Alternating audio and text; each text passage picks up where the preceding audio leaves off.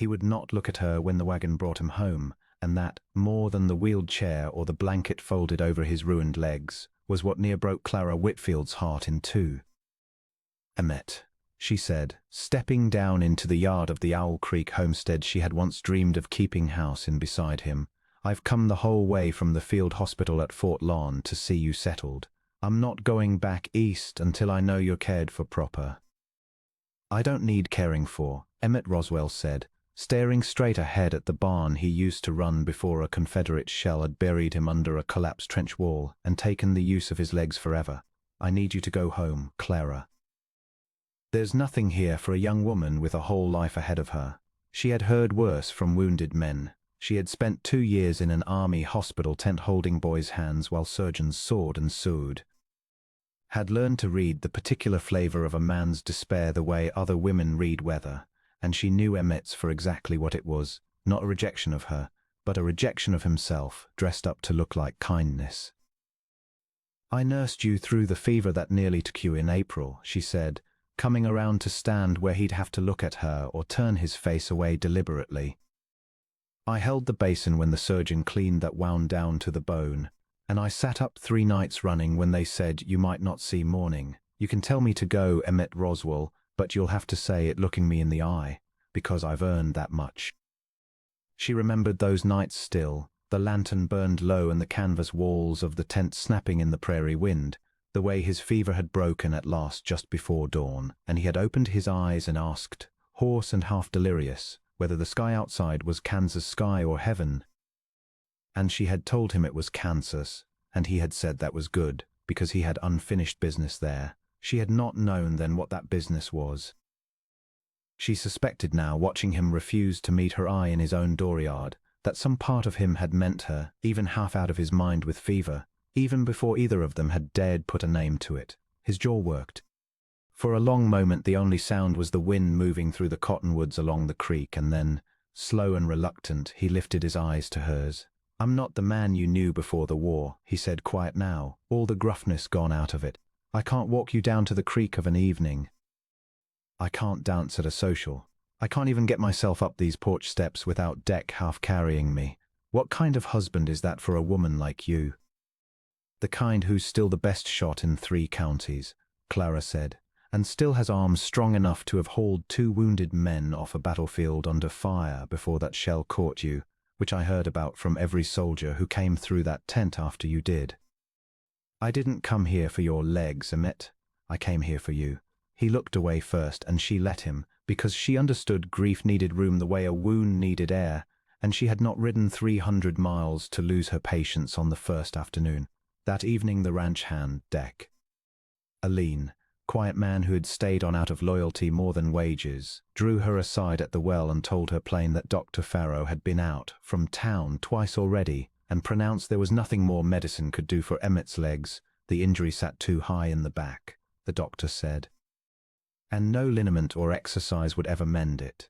Deck said it gently, as though warning her off a foolish hope, but Clara only thanked him and went on drawing her water. "I didn't come here expecting a doctor's miracle," she told him.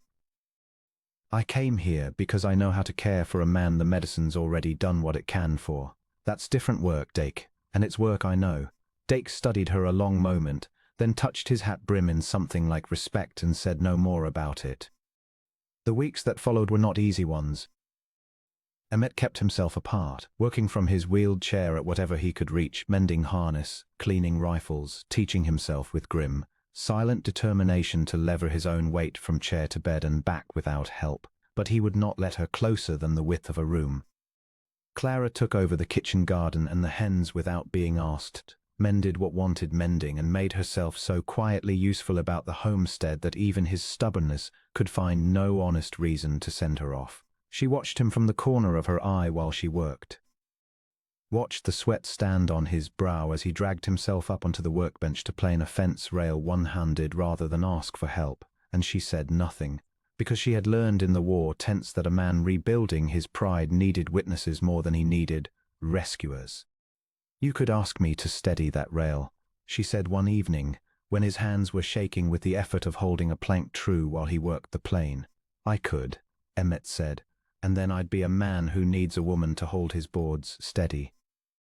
You're a man who's teaching himself to build a fence from a chair, Clara said, which is more than most whole-legged men in this territory would have the grit to try. Let me hold the board, Emmett. Doesn't cost you anything but pride, and I've never once seen you short of that. He looked at her, startled into something almost like a laugh, and after a moment he nodded and let her hold the board. It was a small thing.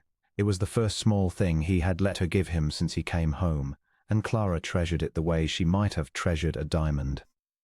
Little by little the walls came down. He began to talk to her over supper, first about the ranch and the cattle he meant to build back up, then haltingly about the war, the mud, the noise, the friends who hadn't come home at all, which he said was a fate he sometimes envied on his darker nights. Though he never said so twice, because the look on her face the first time stopped him cold. Don't you dare, Clara said, low and fierce, wish yourself into a grave in front of me, Emmett Roswell. I buried enough boys in that hospital to last 3 lifetimes. I won't bury the one I love. It was the first time she had said the word outright, and it hung in the kitchen air between them like something neither of them dared touch. You don't mean that, Emmett said. Not about a man half of himself. I mean it more than I've ever meant anything, Clara said. And I'll go on meaning it whether you let yourself believe it or not. He did not answer her that night, but she saw something shift behind his eyes, something that had been braced tight as a fence wire finally easing, and she went to bed in the little room off the kitchen with hope kindled fresh in her chest for the first time since she'd stepped off that wagon. Word of her staying on unmarried in a bachelor's house reached town before long, as such word always did, and one Sunday a pair of churchwomen came out in a buggy under the pretense of bringing preserves, plainly hoping for a look at the ruined rancher and his stubborn nurse. Clara received them on the porch with tea and perfect courtesy, and when the older of the two allowed, in a voice pitched to carry, that it seemed an unusual arrangement for a respectable young woman, Clara only smiled and said that nursing a wounded soldier back to his strength seemed to her a good deal more respectable than idle gossip over another woman's preserves. Emmett, listening from just inside the door, laughed aloud for the first time since he'd come home, a short, startled bark of a laugh that surprised even him, and the churchwomen did not stay long after that. When they had gone, he wheeled himself out onto the porch beside her and said, lo, that he did not know a body could feel proud and grateful and half in love all in the same breath, and Clara had told him that was as good a description of nursing as any doctor had ever given her. The fire came 3 nights later, in the dead black hour before dawn, when a lightning storm rolling up from the south struck the old barn, and set it roaring before Clara had even come fully awake to the smell of smoke. She was up and running before her mind had caught her body. Out into a yard lit orange and terrible, and it was only when she reached the barn door that her heart stopped entirely, because Emmett's chair sat empty and overturned just inside it, and she could hear him shouting for the horses over the crack and roar of burning timber. Emmett, she did not think. She went in. Smoke rolled thick and black along the rafters, and through it she saw him, dragging himself along the ground by main strength of his arms, hauling at a store latch gone stiff with age, while the mare inside screamed and reared against the flames licking up the far wall. He had gotten himself out of the chair to reach the latch a whole-legged man could have freed standing, and now he could not get himself up and out of the way of the timber groaning above them. Get out, Clara, get out now. Not without you, she said, and threw her whole weight against the stall latch until it gave, driving the terrified mare out past them both toward the door and the clean night air. Then she dropped to her knees beside him in the smoke and got her shoulder under his arm the way she had learned to lift wounded men twice her size out of hospital tents that hadn't waited politely for anyone's strength to be equal to the task. Up, she said. Up, Emmett, I've got you. I have carried heavier men than you out of worse fires than this one. Now move with me or I swear I will drag you by the collar. Something in her voice, fierce and certain and utterly without pity, reached him where gentleness might have, and he threw what strength he had into helping her rather than resisting her, and together, her shoulder braced under his, they staggered out from under the barn's roof not 4 seconds before the whole rafter beam came down in a shower of sparks behind them. Behind them the barn gave a last groaning shudder and folded in on itself in a great roar of sparks that lit the whole yard bright as noon for one terrible, beautiful instant before settling into a steady, contained burn. That deck and two hands roused from the bunkhouse were already fighting with buckets from the trough. The mare Clara had freed stood trembling but unhurt at the far fence, and somewhere behind the smoke a rooster, confused by the false dawn of firelight, began crowing into the dark. They collapsed together in the wet grass at the yard's edge, coughing soot-blackened, alive, and Clara did not let go of him even after the danger had passed. She held on with both arms, her face pressed to his shoulder, shaking now that there was finally room to shake. "You went in there for a horse," she said, half a sob and half a laugh. "You went into a burning barn for a horse, Emmett Roswell, when you can't even—" "I know what I can't do," Emmett said, his voice rough with smoke and something raw underneath it. "I've had 6 months to learn the whole long list of it, but I know what I can do too, Clara, and tonight I found out you're on that list. You came in after me. You didn't hesitate a second. I told you I wasn't leaving your side," Clara said.